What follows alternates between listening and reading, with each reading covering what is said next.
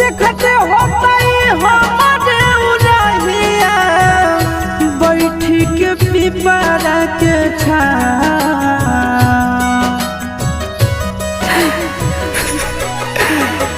देखते होता हमारे उड़हिया बैठी के पिपरा के रुक रुक रुक अरे टरेनिया रुक रुक रुक रे टरेनिया